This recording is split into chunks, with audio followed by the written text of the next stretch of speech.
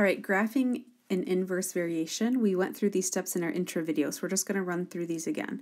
Write and graph the inverse variation, so they already told us that it is an inverse variation in which y equals 0.5 when x equals 12. So our first step is we're going to find our k value. Our k value is equal to x times y, so negative 12 times 0.5. So our k value is equal to a negative 6. Our second step is to write the inverse variation equation now that we know that our k value is 6. So remember, y equals k over x is our inverse variation form, so now we're just going to plug in y equals negative 6 over x. So that's what we are graphing. Step 3 is we are going to come up with ordered pairs. We're just going to draw a nice little table of values.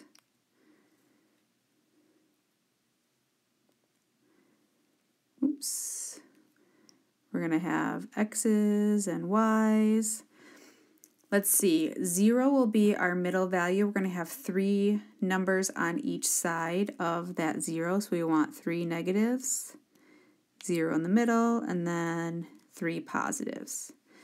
So we are going to be strategic in the points that we plot. Because negative 6 has to divide by the x's that we choose, let's choose x's that negative 6 will divide by. I'm going to zoom in a little bit on this, and then we'll get back to the graph. So let's see, if I'm at 0, and I'm just kind of thinking on a number line, if I head to the left, I'm going to get a negative 1. Does negative 6 divide by negative 1? It does, so I want that ordered pair. Does negative 6 divide by negative 2? It does, so I want that ordered pair. Does negative 6 divide by negative 3? It does. So those will work out. If it will divide by the negatives, it will also divide by the positives. So now let's just plug those in. Negative 6 divided by negative 3 is a positive 2. Negative 6 divided by a negative 2 is a positive 3. Negative 6 divided by a negative 1 is a positive 6. Negative 6 divided by 0, remember that's undefined. That's good for us to have in our table of values. Negative 6 divided by 1 is negative 6. Negative 6 divided by 2 is negative 3. And negative 6 divided by 3 is negative 2. So now we are just going to take those ordered pairs and plot them on our graph.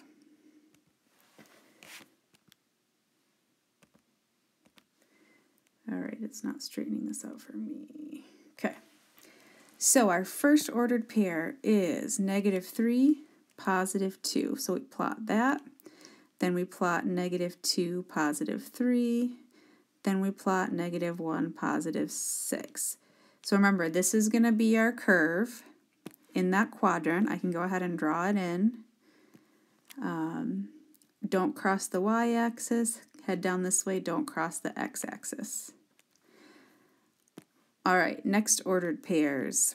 0 is undefined. So remember, I'm not going to have, nothing's going to touch this. Nothing's going to be on this axis where x is a 0. So then we have 1, negative 6 is down here, 2, negative 3, and 3, negative 2. And we will go ahead and draw in that curve. And there's our inverse variation graph.